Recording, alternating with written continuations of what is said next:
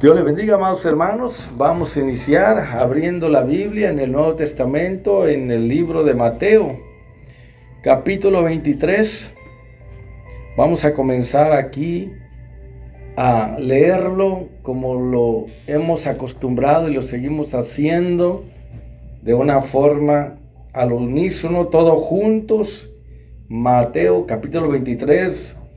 Verso 1 en adelante, y vamos a ver aquí qué es lo que el gran maestro, nuestro Señor Jesucristo, nos va a decir hoy, ya que esta palabra se habló hace casi 2000 años, pero hoy está escrita aquí para nuestra enseñanza. Y dice Mateo capítulo 23, verso 1 en adelante, dice: entonces habló Jesús a la gente y a sus discípulos.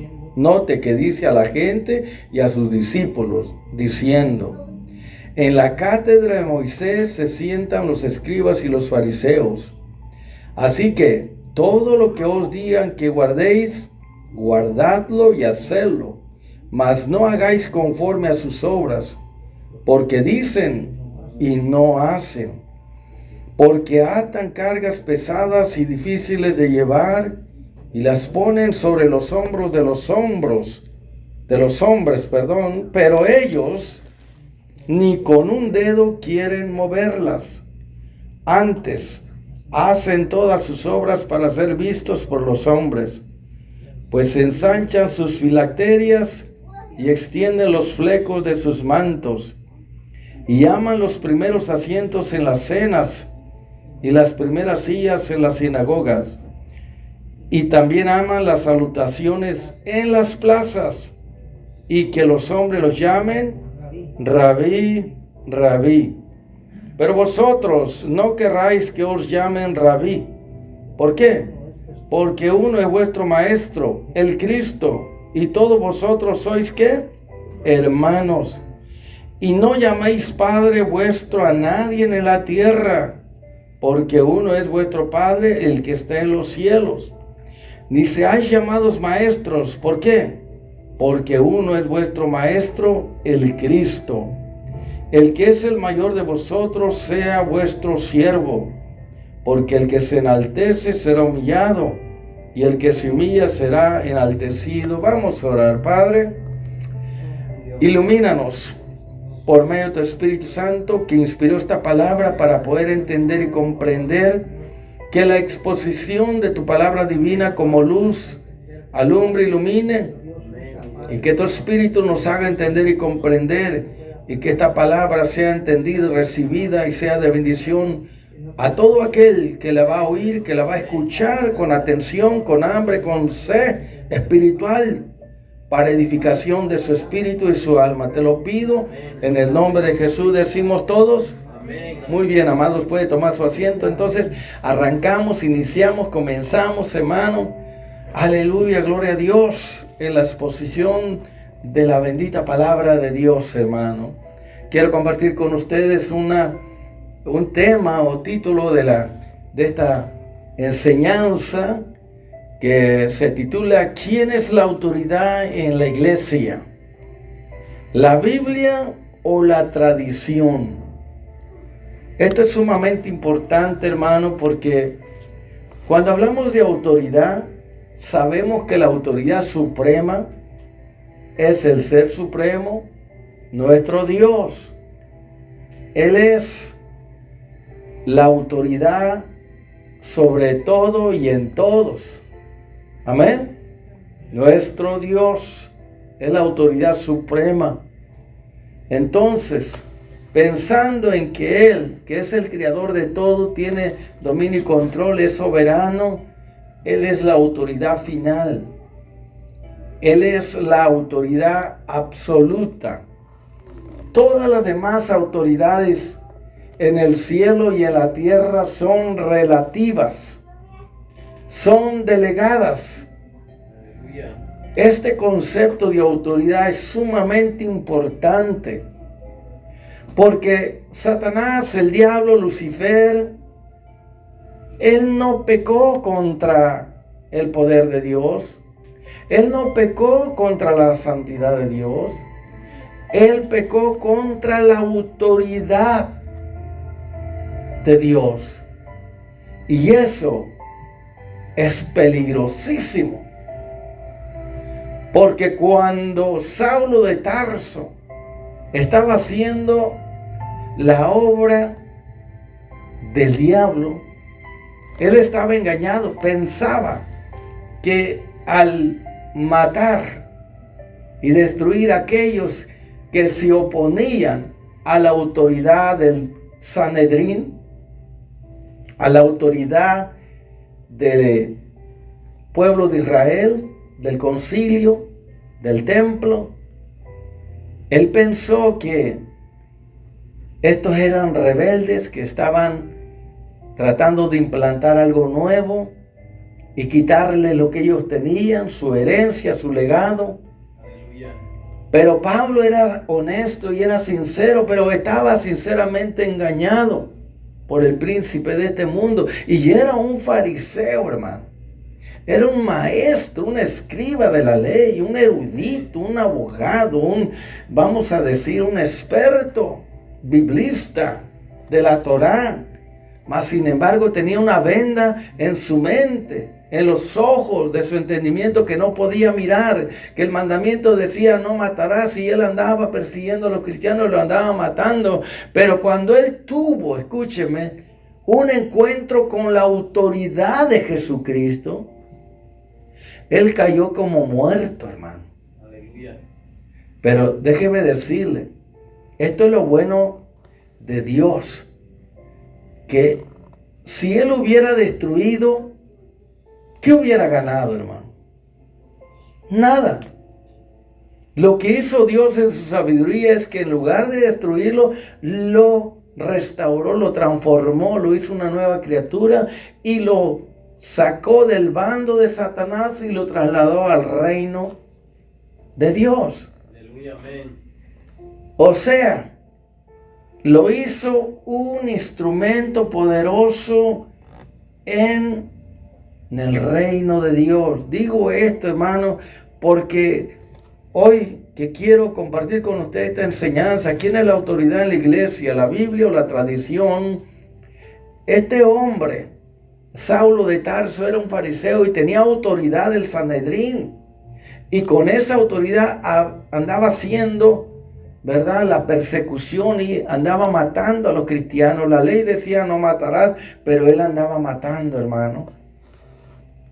Cómo el enemigo engaña de tal manera, hermano, que aunque las personas sean, como en aquel tiempo, fariseos, conocedores de la Torá, de la palabra de Dios, del Antiguo Testamento, de los libros de la Biblia, que los estudiaban minuciosamente y conocían exhaustivamente el plan, el consejo de la ley, bien instruidos, sabían la voluntad de Dios. Más sin embargo, el enemigo se infiltraba y los engañaba en su mente y en su corazón, al ellos agregarle a la palabra de Dios y al interpretarla de una manera errónea. Él era un gran fariseo, estudiado a los pies de Gamaliel, un gran rabino, el mejor en sus tiempos. Pero sabe, estaba sinceramente engañado. Pero Dios tuvo misericordia de él, lo rescató y lo usó libre para que le sirviera. Lo que da a entender, hermano, que en los días de Cristo había una maquinaria religiosa. Había varios grupos. Estaban los herodianos, estaban los esenios, estaban los fariseos, estaban los doctores de la ley, los escribas, que también eran sacerdotes, y estaban los saduceos, aleluya, los que no creían en otra vida, solamente en esta. No creían ni en ángel, ni en espíritu, ni tampoco en la resurrección. No creían que había vida después de la muerte. Mas, sin embargo, los fariseos eran rigurosos, eran estrictos, meticulosos. Ellos sí creían en espíritu, en ángel, creían en la gehenna, en el infierno, creían en la vida venidera, creían que después de esta vida hay una resurrección de los muertos, creían en la inmortalidad del alma, hermano. O sea, tenían muchas cosas buenas. El problema con ellos hoy lo vamos a descubrir, que iban al extremo. Le voy a dar un pequeño ejemplo cómo es que ellos iban al extremo, ¿ok? La ley decía, guardarás el Shabbat. Un día a la semana, reposa. No trabajes. Dedícalo solamente para Dios y para hacer el bien. Para estar en comunión con Él y para hacer el bien. Pero ellos, a un solo mandamiento que decía, descansa un día en 7. Eso es lo que decía nada más. Descansa, reposa, para meditar en tu Creador, para hacer el bien. A ese solo mandamiento ellos le añadieron 39 prohibiciones. ¿Se imaginan? Eso es lo que hacía del mandamiento una carga sobre la gente. Eran expertos, intérpretes, pero eran demasiado extremistas y exagerados. Se volvieron heréticos. ¿Qué es una herejía? Una verdad llevada al extremo. Entonces, aquí Jesús, antes de su muerte, tuvo este enfrentamiento con esta maquinaria religiosa que ellos, ¿verdad?, aseveraban que estaban en la verdad, que tenían la verdad y que eran los mejores de todos, comparados con los paganos, con los monoteístas, no, politeístas, con los politeístas, con los paganos, con los incrédulos, con los adoradores, con los de ídolos, con los idólatras, o sea, comparados con aquellos que no eran del linaje de Abraham, del pueblo de Israel, que ellos se creían pues más sabios, más inteligentes, mejores que ellos, y los tenían a los demás como menos que nada. Cuando Cristo aparece, como ellos se creían mejores que el mismo maestro, no querían venir a Él porque pues Jesucristo les ofrecía, ¿verdad? Les ofrecía un camino nuevo, que Él era Él mismo. Entonces ellos pensaban que el camino hacia Dios era la Torá, eran los 10 mandamientos. Ahora aparece a alguien y dice, yo soy el Mesías, yo soy el camino hacia el Padre, nadie va a ir arriba si no es por medio de mí. Bueno, ellos se creían demasiado justos para aceptar la justificación de Cristo. Se creían demasiado santos para aceptar la santidad que Cristo ofrece, ¿verdad? Se creían demasiado piadosos y consagrados para necesitar el perdón o salvación o apoyo o ayuda de alguien más. O sea que el orgullo les había ganado y era muy duro, difícil para ellos poder humillarse y reconocer que necesitaban a un Salvador, a un Mesías, a un Redentor.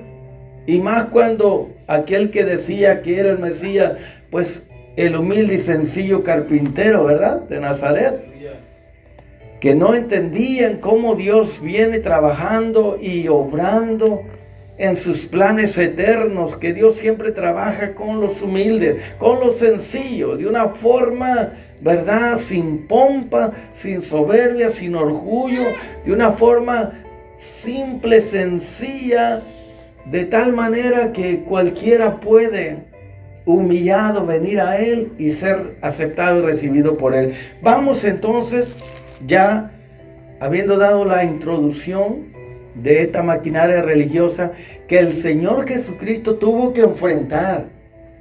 Mire, muchos piensan que Jesucristo era demasiado suave, demasiado tranquilo, amoroso, tierno, o vamos a decir cariñoso, o manso, humilde. Por supuesto que lo era.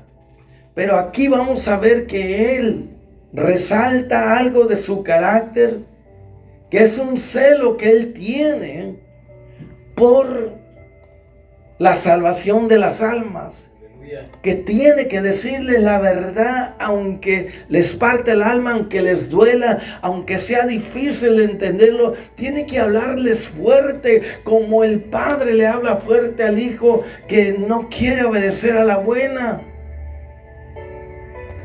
Dios es paciente, pero no es tolerante. Dios es muy recto, muy firme. Dios es bien estricto.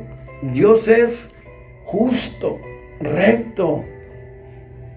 Y llega un momento que Él tiene que usar su autoridad de una manera como el Padre usa el látigo, o vamos a decir la vara, para traer corrección a la familia que está desviándose del camino correcto.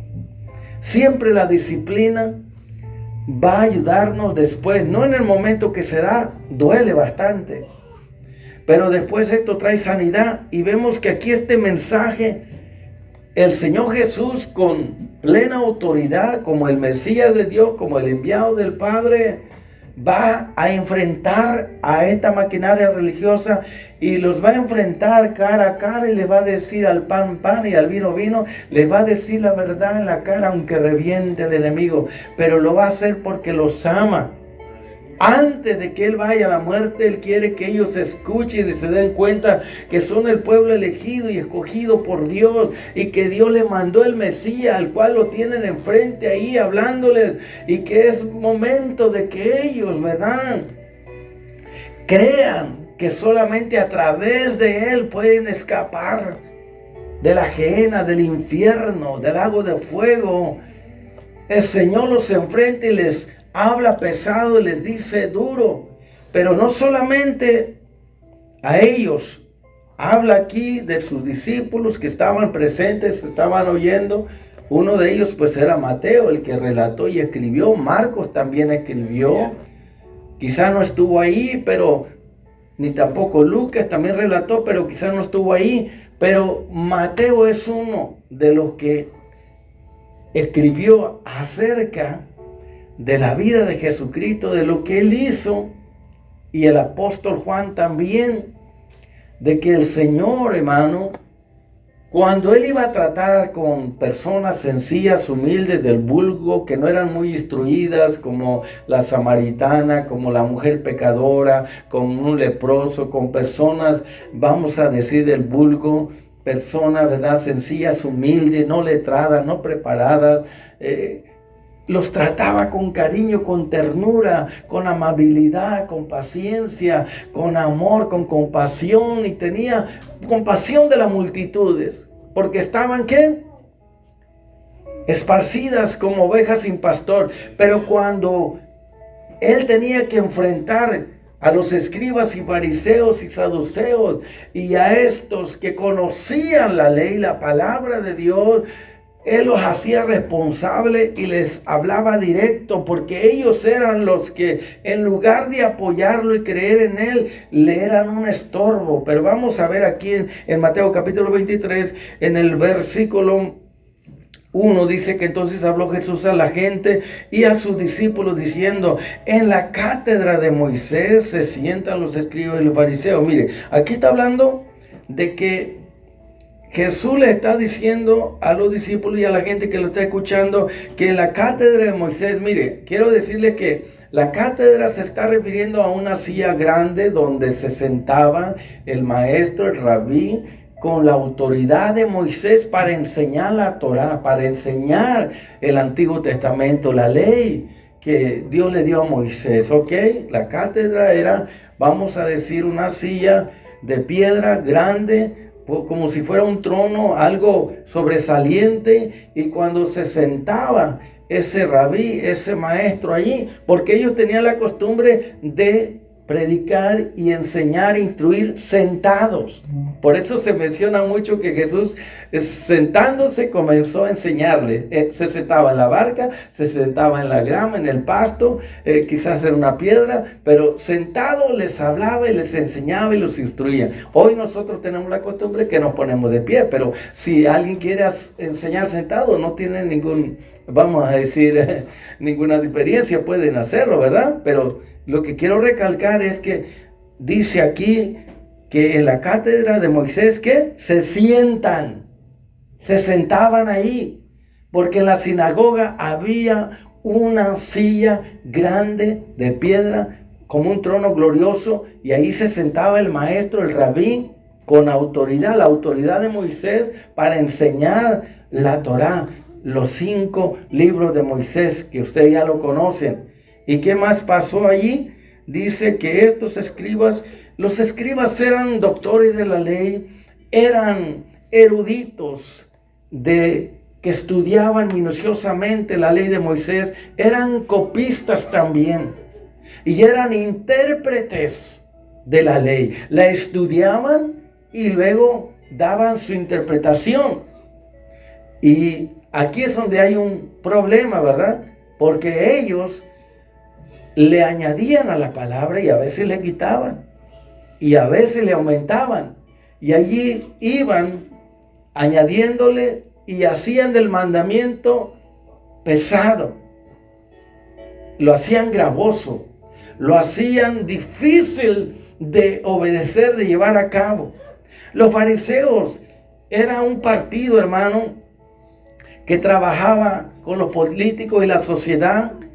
Eran bien estrictos, bien rigurosos, bien meticulosos, y cualquier detallito estaban siempre ahí para juzgar. Usted cuando han leído los evangelios se dan cuenta que donde quiera que el Señor andaba, allí iban ellos, espiándolo, listos para acusarlo y decirle: ¿quién es este que perdona pecados? Solamente Dios. Lo que ellos no sabían es que allí estaba Dios manifestado en carne. Digo, para que ustedes sepan que el Hijo del Hombre tiene autoridad para perdonar pecados, le digo al paralítico: levántate y anda. Decir, tus pecados te son perdonados, cualquiera puede decirlo, hasta un sacerdote, cuando van a confesarse, ¿verdad? Pero decirle a alguien que está paralítico: levántate y anda, y que quede sano, eso se llama una autoridad real, absoluta, verdadera. O sea que él les estaba demostrando con hechos que realmente él era lo que decía ser. Hoy podemos decir que si nosotros nos sujetamos a la autoridad de la palabra de Dios, la creemos, la obedecemos, la vivimos, entonces podemos ser, como dicen por ahí, usted puede, hermana, usted puede ser real si quiere. Usted puede ser genuina, auténtica. Usted puede ser real, ¿ok? Verdadero. Como Cristo, que era real, auténtico, verdadero. Él era puro, no había falsedad, no había hipocresía. Estos grupos religiosos en los días de Cristo lo andaban espiando a él y buscando, hermano, una ocasión para hacerlo caer en una trampa. Como usted puede ver, la gente religiosa, cuando alguien se hace religioso, se vuelve peligroso para los demás. Porque en lugar de ayudar a la gente, en lugar de traerlos a Dios, lo traen a su secta, lo traen hacia ellos, lo traen, hermano, para que crea un sistema religioso.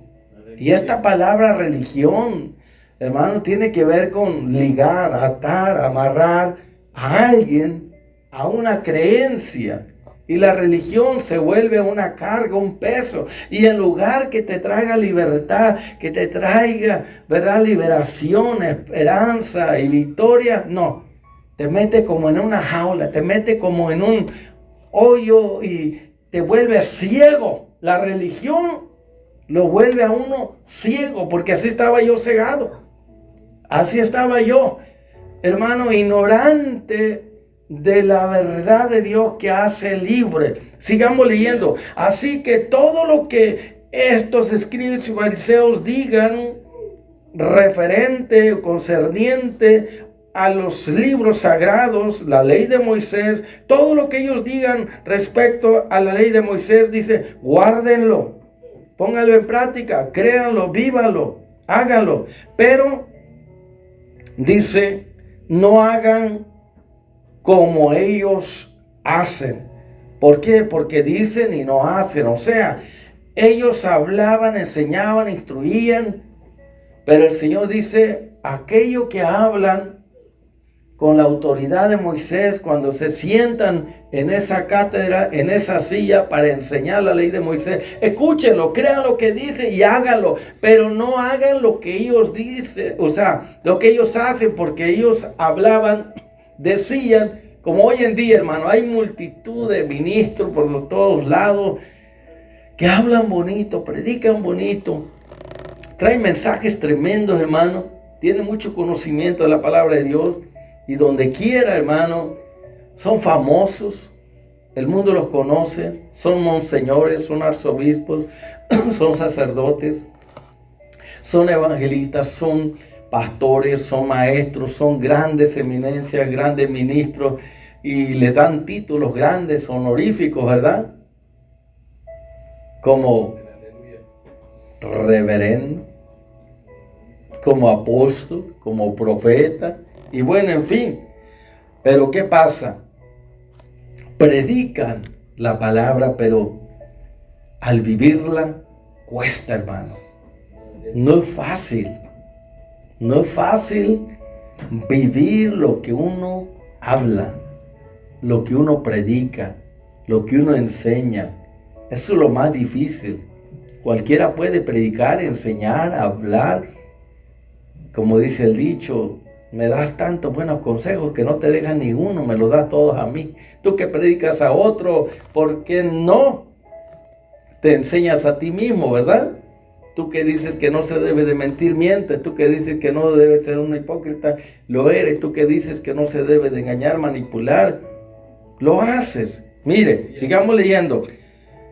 Escúchenlos, hagan lo que ellos dicen, pero no hagan lo que ellos hacen, porque hablan y no cumplen, hablan y no practican, hablan y sus palabras no son congruentes, no están en armonía con sus hechos, con sus obras. O sea, en la iglesia, hermano, todos los que ya tenemos un buen tiempo en el cristianismo, nos hemos encontrado con tantas personas, tanta gente, aún ministros, líderes y llamados hermanos que, ¿cómo mienten, hermano? ¿Cómo engañan? ¿Cómo dicen tantas cosas que uno se queda asombrado? Hablan tanto y nunca hacen nada. Como dice el canto, ¿verdad? El sentarse ahí y platicar y hablar de que vamos a hacer esto y aquello es fácil, pero llevarlo a cabo y es otra cosa, hermano. Encontramos un montón de personas en la iglesia que son religiosas y que constantemente te están mintiendo, te están, hermano, aleluya, diciendo cosas que nunca llevan a cabo. Pero aquí dice, porque atan cargas pesadas y difíciles de llevar y las ponen sobre los hombros de los hombres. Dice, pero ellos ni con un dedo quieren moverla. Esto quiere decir, hermano, que es muy fácil, ¿verdad? Decirle a otros lo que tienen que hacer, asignarles tareas o exigirles cosas, ¿verdad? Que tienes que hacer esto, que tienes que hacer el otro, aquello, y un montón de reglas. Aquí está hablando de legalismo. Ellos eran legalistas. De un solo mandamiento añadían 39 prohibiciones. Y decían esto y aquello y lo otro. Bueno, era una lista larga a la que le decían a la gente que tenía que cumplir para poder agradar al Señor. Cuando en realidad lo que Dios estaba pidiendo era algo sencillo, algo claro.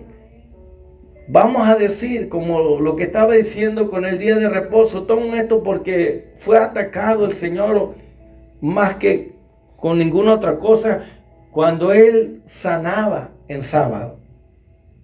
Mire, Dios dio ese día para que se meditara en Él y se hiciera el bien. Pero ellos decían, no, es que en sábado no se puede llevar una camilla porque ya es considerado un trabajo. Pero eso no decía la ley, el mandamiento. Sencillamente decía, descansa, reposa de lo secular, del trabajo, de la tarea, y preocúpate por tu alma, por tu espíritu, medita en Dios, en tu Creador, y ayuda a los demás. O sea, disfruta haciendo la obra de Dios. Por eso Cristo dijo, mi Padre hasta ahora trabaja y yo trabajo también. Y cuando sanó a aquel enfermo, Él le dijo, toma tu camilla, levántate y vete. Entonces ellos habían dicho que no se podía llevar ningún peso en el día de reposo.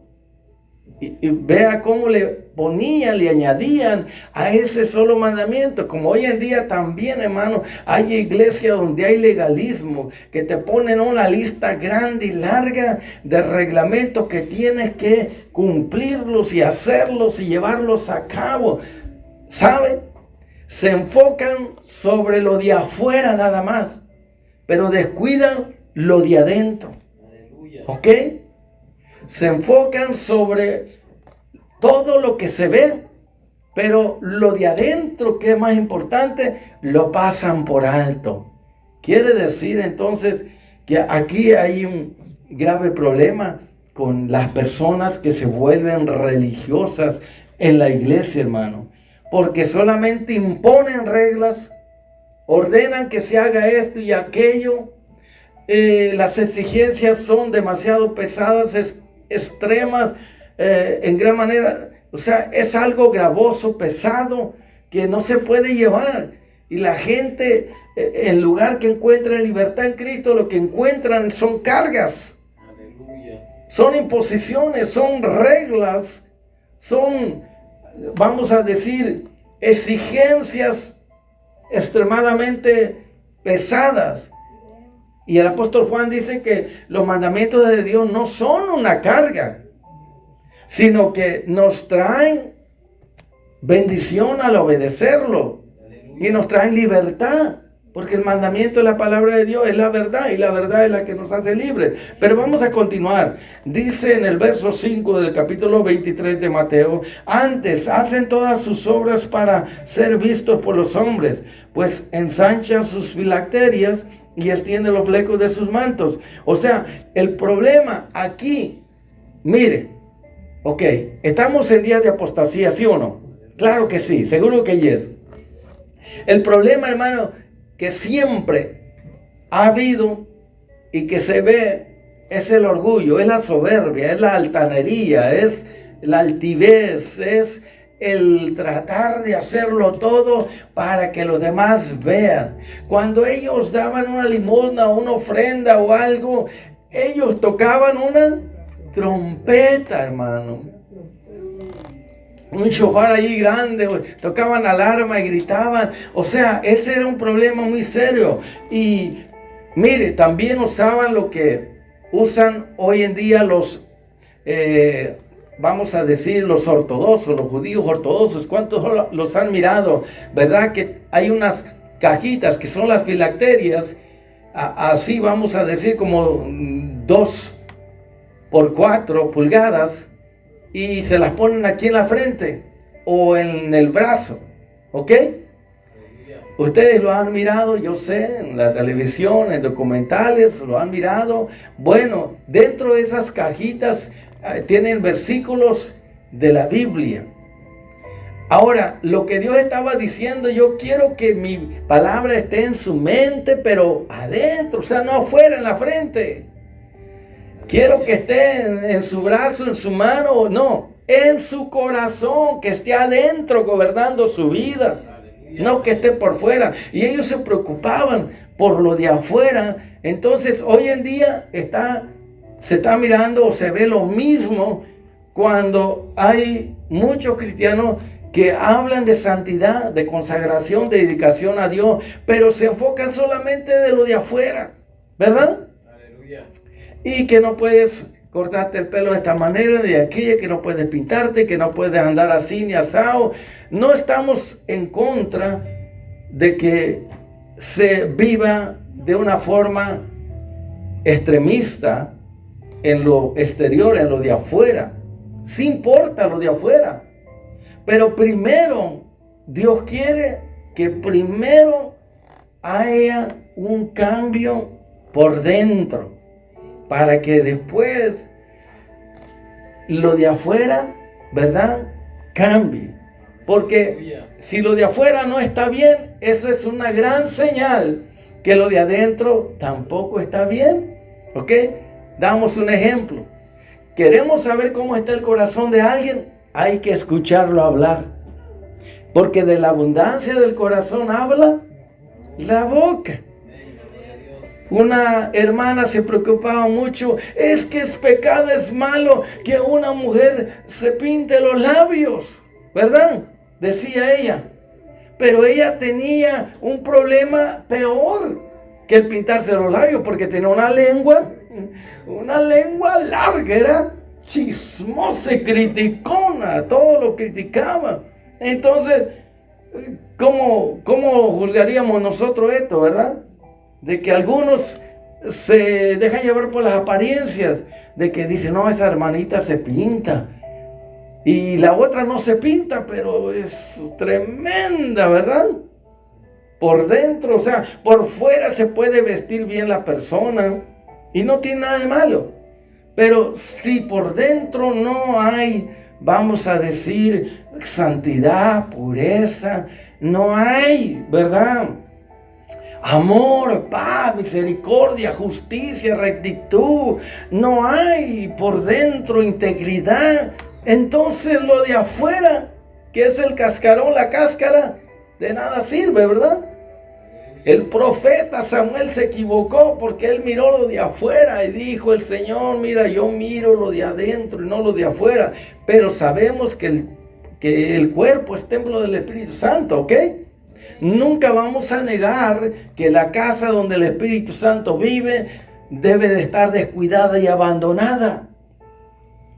No, tenemos que cuidar nuestro cuerpo y vestirlo bien, decentemente y en orden. Pero más que eso, también necesitamos que nuestro espíritu, nuestra alma por dentro esté, ¿verdad?, en integridad, irreprensible, intachable, en paz. Haya honestidad, sinceridad, que la persona tenga por dentro algo real, genuino. Tenga paz, tenga amor, tenga, ¿verdad?, virtud de lo alto, que tenga los frutos del Espíritu Santo dentro de ella. Seguimos. Que ellos querían, ¿verdad?, aparentar por fuera algo que no había dentro.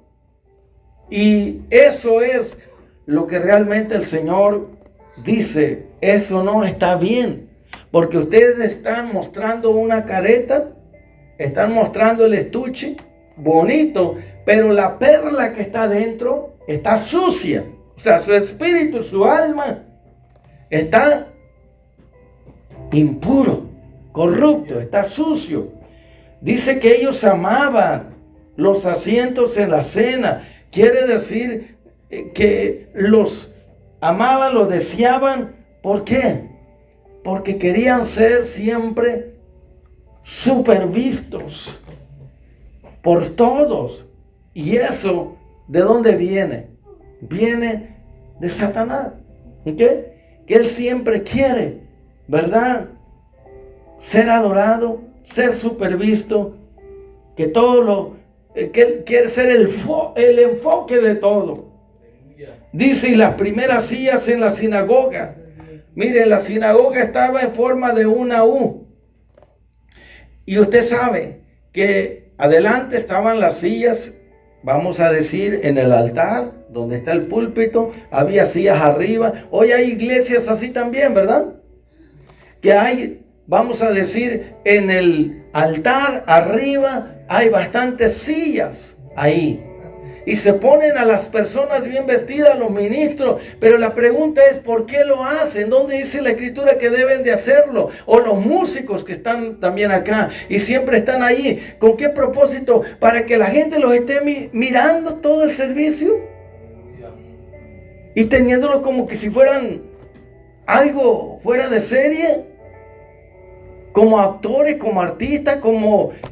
O sea, eso realmente no atrae la gloria o la presencia de Dios, porque lo que se está mirando es solamente seres humanos. O sea, ¿de dónde vino esa idea? Pues lo que hacían ahí en la sinagoga. Estos amaban y deseaban estar en las sillas de enfrente. O sea, para que toda la gente estaban enfrente, para que toda la gente los estuviera mirando durante todo el servicio. Miraste cómo está el rabino aquel, el escriba, el doctor de la ley, el fariseo. Mira cómo trae ahí la filacteria. Mira su vestidura. Mira sus adornos. Mira qué, wow, qué catrina, qué elegancia. Pero todo lo hacían para ostentar, hermano, para atraer la admiración de los demás, cosa que el Señor condenó y prohibió tal cosa. Este tipo de vestimenta, este tipo de ornamentos, de trajes o vestimenta que ellos usaban era para atraer la atención de los demás, para ser súper vistos. Aunque no le ha dado un aplauso, pero está bien. Adelante, dice. Y también amaban los saludos en las plazas, en los centros de venta, donde la gente se reunía allí para platicar, dialogar y donde iba a comprar cosas, ¿verdad? Dice que ellos se ponían allí, levantaban la mano y se ponían a orar, hermano. Esta gente religiosa, estos rabís, estos escribas fariseos, levantaban su mano y comenzaban a orar, hermano, para ser súper visto, para que la gente dijera, oh, qué espirituales son, qué conectados, qué tan cerca está de Dios. A él sí lo escucha, oh, cómo quisiera ser como él. Hermano, pero ¿qué estaban haciendo? Atrayendo la admiración de los demás. Querían ser el enfoque de atención. Querían ser súper vistos. Y eso es lo que el Señor está prohibiendo.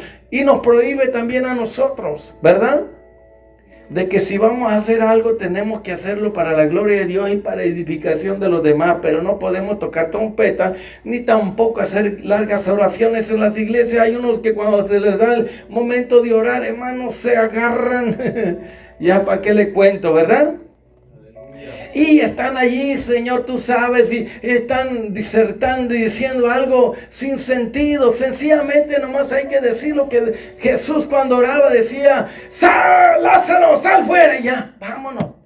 Así de sencillo, hermano. Estamos hablando cuando es una oración en público, no podemos hacerlo tan largo y cansado. ¿Para qué? Se convierte ya en una disertación, vamos a decir, en un mensaje, en un rezo, ¿verdad? Pura repetición de lo mismo. No, hay que solamente decir lo que vamos a decirle a Dios, que Él ya lo sabe, y pedirle su bendición sobre cada uno. Señor, sana aquel, o haz una obra aquí o allá, en la necesidad que hay. Ir al grano, al pan, y al vino, como dicen por ahí. No ir con rodeos y estar ahí, Señor, tú sabes, y que mira, como que le están diciendo algo a Dios que Él no sabe, o como que si Él no se da cuenta, hermano. Hay muchas cosas que tenemos que aprender en público, ¿ok? Yo no estoy diciendo que en privado, sí, allí hay que pasar todo el tiempo que podamos, amén.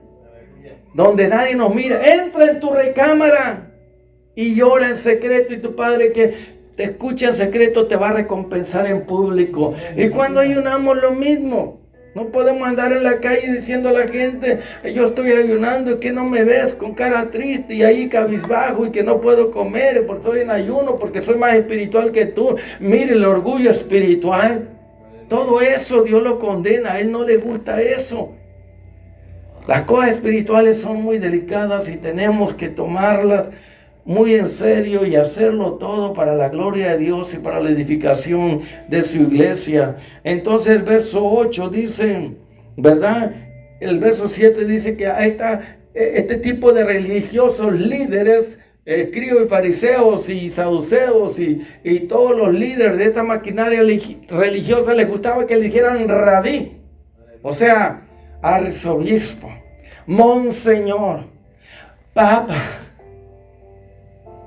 reverendo y apóstol.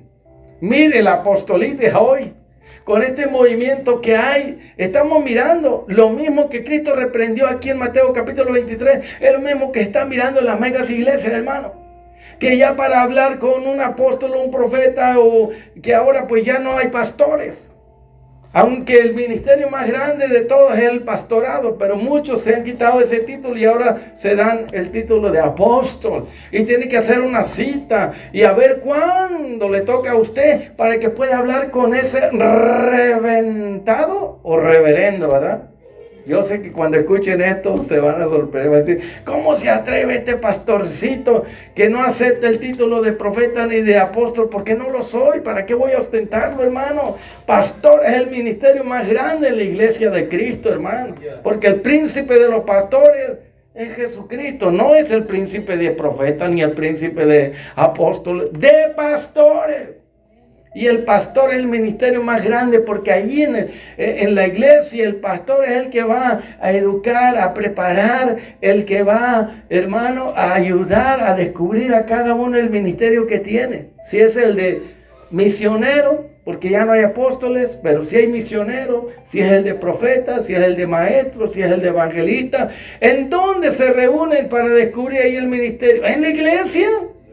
El pastor los educa y luego los manda a abrir otra iglesia, prepara otro pastor, prepara un evangelista para que vaya a hacer campaña y gane las almas para Cristo. Pero todo sale de la iglesia y regresa a la iglesia. Pablo salió de la iglesia y regresó a la iglesia. Entonces, ese es el lugar, hermano, más importante. El líder más importante es el pastorado. Cualquier otro ministerio se forja, se construye, se prepara en la iglesia y sale de la iglesia a su misión, a hacer su trabajo. O sale otro líder para abrir otra iglesia. Sigamos entonces, dice, verso 8, pero vosotros no queráis que os llamen rabí, porque uno es vuestro maestro, el Cristo, y todos vosotros sois hermanos. Mira, hay iglesias que uno va y el líder que está allí, yo pasé por eso. Me decía, hijo. Le digo, hijo, no, tú no eres mi papá. ¿Cómo que hijo? Yo soy tu hermano. Que porque era apóstol me dice, hijo, hija. Oye, está diciendo yo soy tu padre, tu papá. No, mi padre es Dios y yo soy hijo de Dios. Así que no deje que nadie, ningún ministro le diga a usted, hijo, hija. ¿Cómo que hijo, hija? No, nuestro Padre está en los cielos. Y usted es mi hermano, no importa que sea pastor, evangelista, maestro, misionero o disque apóstol, aunque ya no lo sabe, ¿verdad? Aleluya. Y que venga usted y le diga, hijo, hija. No, hombre, eso no es bíblico, ¿ok? Porque Dios es el Padre de los espíritus, hermano. Entiéndase eso, que nuestro Padre es Dios y no dejemos que nadie nos diga, hijo o mi hija. Espiritual no. Hijo en la fe, sí. Te lo ganaste para Cristo, como Pablo, ¿verdad? Pero hijo espiritual, ¿quién es el Padre de los espíritus? Dios el Padre. Nosotros somos ¿qué? Hermanos. Sigamos adelante entonces. Dice, no seáis llamado maestro, porque uno es vuestro maestro, el Cristo, hermano. El que es mayor de vosotros sea vuestro siervo, porque el que se enaltece será humillado y el que se humilla será enaltecido. Sabemos, hermano, que el espíritu de Satanás siempre, este espíritu religioso, es buscar la exaltación siempre en todo, ¿verdad? Pero el espíritu de Cristo es siempre honrar a Dios. Es siempre de sencillez y humildad. El orgullo es tener yo necesidad y no pedir ayuda por mi orgullo. Y orgullo es, ¿verdad?, poder ayudar a alguien y no hacerlo. Entonces, como podemos ver, el orgullo tanto te impide ayudar como te impide también pedir ayuda. Pero el humilde, el sencillo, siempre está dispuesto a ayudar y a pedir ayuda. Porque la humildad, la sencillez quita toda barrera, hermano. Ya estamos cerrando, dice, ay de vosotros, dejé lo mejor, lo más bueno para el último, ¿ok?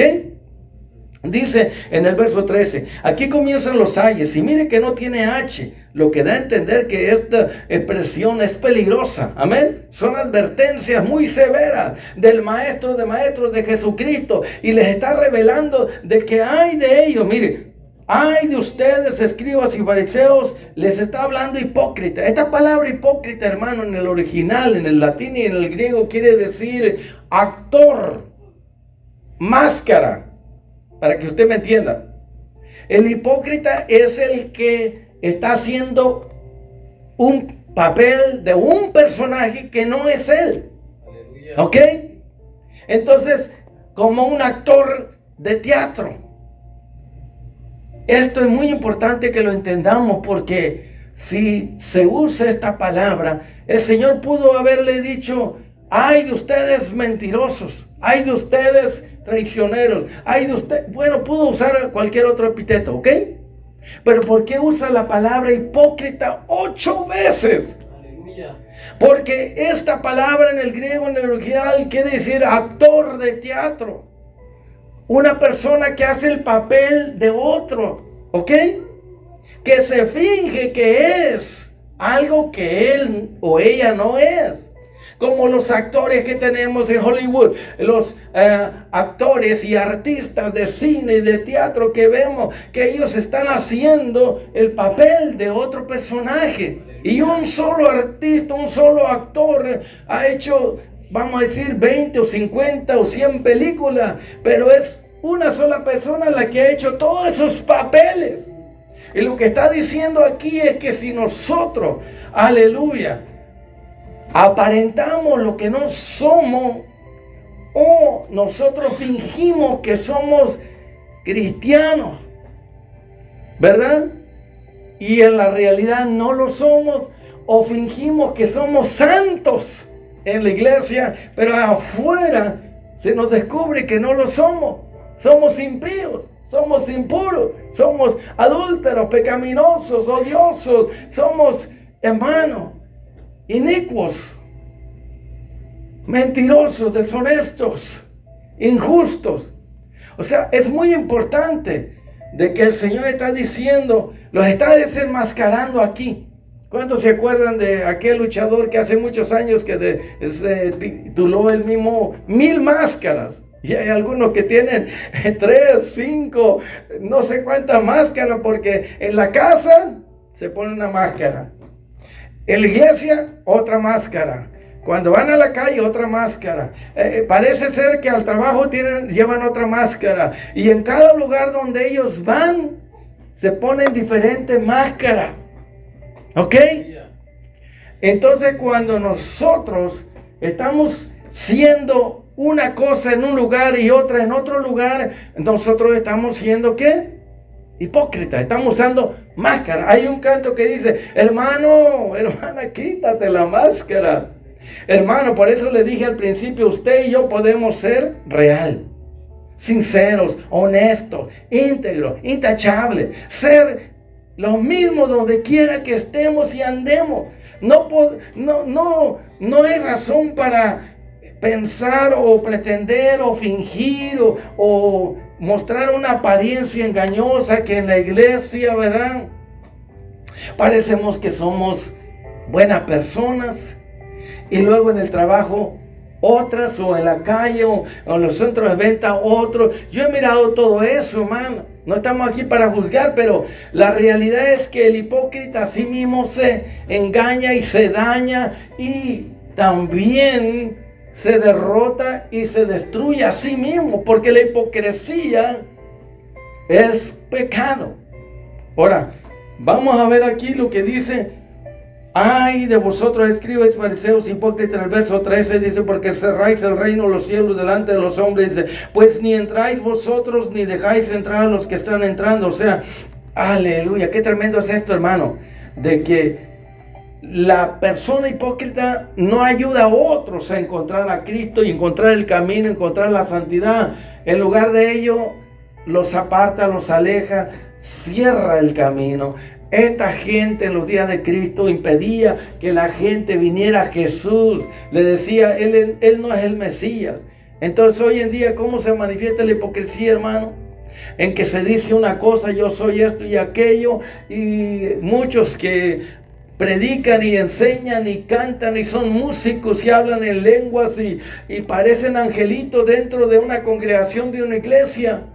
Pero después uno allá en la calle, en el trabajo, o en los centros de venta, o en otro lugar, en el vecindario donde usted vive, como que cambian de papel y como que son diferentes. Entonces es lo que el Señor está diciendo, que Él está en contra de todo esto. Verso 14, ay de vosotros, escribas y fariseos hipócritas, porque devoráis las casas de las viudas y como pretexto hacéis largas oraciones, por esto recibiré mayor condenación. O sea, aquí está hablando, hermano, que ellos simulaban de que oraban bastante rato y que eran muy espirituales.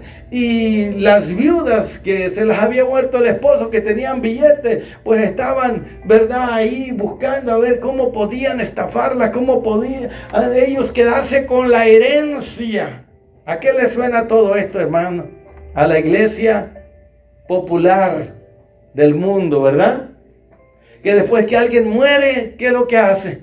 Hay rezos y velas y clamor y bueno, se le da una gran suma a este ministro porque va a hacer este trabajo y le pagan bastante billete durante un buen tiempo, ¿verdad? A la pobre viuda que se le fue el esposo, pero como tiene billete, tiene dinero, bueno, aquel va y hace grandes rezos por mucho rato, mucho tiempo, muchos días. ¿Y qué pasa? Saca una buena lana y estafa a la pobre viuda y la deja peor que como quedó, sin marido, sin esposo, hermano. Verso 15, hay de vosotros, escribas y fariseos, dice, hipócritas, porque recorréis mar y tierra para hacer un prosélito, y una vez hecho le hacéis 2 veces más hijo del infierno que vosotros. Mire, ya estoy cerrando, terminando, pero hay un punto muy importante. ¿A qué puede ver usted aquí? ¿Qué sectas son las que están haciendo esto y que se mira por donde quiera? Los testigos de Jehová y los mormones, y habrá otros por ahí. Pero ellos recorren cielo y tierra, o sea, ellos son perseverantes y ellos tienen una falsa doctrina. Pero ¿cómo la diseminan? ¿Cómo van y son fieles y están, hermano, engañados engañados y engañando a otros con esta falsa doctrina? Ellos van de puerta en puerta y van haciendo, ¿verdad?, adeptos, prosélitos para su creencia. Ellos están ganando a la gente no para Dios, no para Cristo, para su secta, para su religión, para su creencia. Y como ellos no creen en el infierno, no creen en el castigo eterno, pues dice que lo hacen 2 veces más hijos del infierno. Quiere decir que si estos son hijos, su madre es el infierno, ¿quién es el padre? El diablo. El diablo es su padre y su madre es el infierno, porque lo hacen 2 veces hijos del infierno. Es lo que hacía esta gente religiosa en los días de Cristo. Y Él está diciendo, ¿verdad? Los está desenmascarando, les está quitando, ¿verdad?, ese velo, esa máscara, esa careta.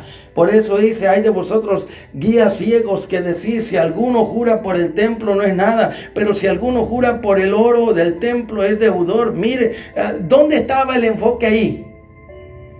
En el oro, en el dinero, en la plata. Esto es lo que se oye ahora, ¿verdad? Puro dinero, pura plata, pura prosperidad, puras cosas materiales. Nada más están enfocados. ¿No les suena que pareciera ser que el Señor está hablando de la apostasía aquí? De estos líderes que conocían la Escritura, pero que ellos se enfocaban en el dinero, eran corruptos, amantes del dinero. Por eso Pablo dijo que la raíz de todo lo malo es el amor al dinero. Y sigue diciendo, insensatos y ciegos, porque ¿cuál es mayor?, dijo él. Jesús dijo, ¿qué es mayor? ¿El oro o el templo que santifica el oro? El que bendice es mayor que el bendecido. Ahora, sí, aquí como dice, ¿qué es lo que santifica al oro? El templo. Porque ¿quién está en el templo? Dios. Entonces, mire, insensatos y ciegos, ¿cuál pues es mayor, el oro o el templo que santifica el oro? Pues la respuesta es que el templo es mayor que el oro. Porque ahí está Dios. Dice también decir, si alguno jura por el altar, no es nada, pero si alguno jura por la ofrenda, mire, escúcheme bien, ¿dónde está el enfoque? En la ofrenda, no en el altar. Pero el Señor está diciendo que el altar es mayor que la ofrenda, porque el altar santifica la ofrenda. Mire, está mal enfocados ellos. Su mentalidad, su corazón está en la ofrenda, en el oro, en el dinero, en lo que se pone ahí. Y están pasando por alto lo más importante. Cuando alguien jura por el altar, dice no es nada, no hay problema. Pero si alguno jura por la ofrenda que está en el altar, ahora si eres deudor, estás comprometido, estás obligado. Sí, solamente cuando le conviene, ¿verdad? Necios y ciegos, porque ¿cuál es mayor, la ofrenda o el altar que santifica? Otra vez aquí. ¿Qué es mayor, la ofrenda o el altar? Digan conmigo. ¿Qué es mayor, el templo o el oro? El templo. ¿Qué es mayor, el altar o la ofrenda? El altar. Por eso dice, pues el que jura por el altar, jura por él y por todo lo que está sobre él. Y el que jura por el templo, jura por él y por el que lo habita. ¿Quién habita en el templo, hermano? Dios. ¿Quién habita en tu templo? Dios. Entonces, ¿quién es más importante en tu vida? Dios. No el dinero, no tu ofrenda. Es Dios el más importante en tu vida. Amén. Dice, y el que jura por el cielo, jura por el trono de Dios y por aquel que está sentado en él. Ay de vosotros, escribas, fariseos, hipócritas, porque diezmáis la menta, que es la hierbabuena, y el eneldo y el comino, y dejáis lo más importante de la ley. ¿Qué es lo más importante de la ley, hermano? La justicia, la rectitud, la misericordia, ser misericordioso y compasivo con la gente, y la fe, porque sin fe no se puede agradar a Dios. La fe en Dios es lo más importante. Esto es necesario hacer sin dejar de diezmar, sin dejar de hacer lo otro, hermano. Pero aquí el punto importante es que ellos de su jardín, hermano, tomaban lo insignificante para ofrecerlo a Dios y pasaban por alto estos, vamos a decir, virtudes como la misericordia, estos atributos de Dios, la fe, la justicia. El Señor, aquí cerrando ya, ciegos, son ciegos que colan el mosquito y tragan el camello. Con esto cierro, hermano. Hay mucho más que hablar y decir, pero el punto importante aquí es que ellos tenían la costumbre de colar el agua, el vino y ciertos líquidos, porque no querían que se infiltrara algún mosquito que era impuro, ¿ok? O algo ahí, porque decían, si hay algo ahí, un mosquito impuro, nos va a contaminar. Pero ¿sabe una cosa?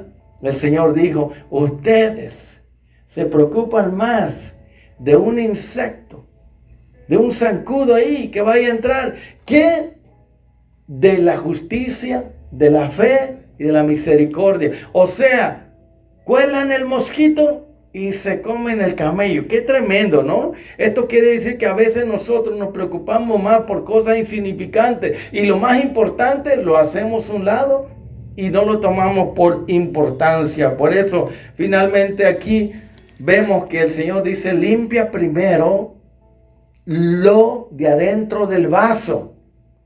El vaso aquí representa nuestro cuerpo, ¿ok? Y limpia el plato. Otra vez ahí, nuestra alma.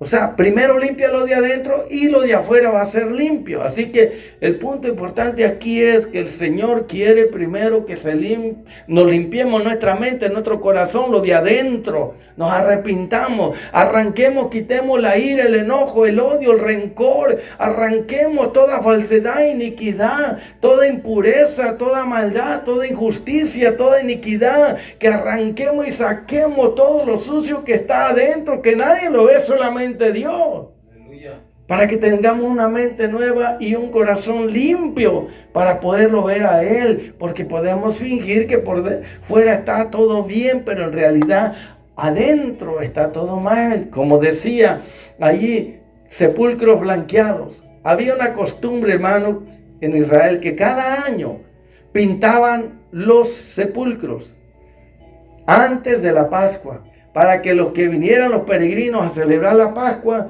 ellos no fueran a tocar un sepulcro accidentalmente y quedaran impuros para celebrar la Pascua. Entonces, por eso cada año los pintaban, para que cada uno se diera cuenta dónde estaban y no tocar esos sepulcros, porque estaba prohibido. Quien los tocara se volvía inmundo y ya no podía celebrar la Pascua. Por eso está diciendo aquí acerca de esto, que parecían sepulcros blanqueados por fuera, muy bonitos, ¿verdad?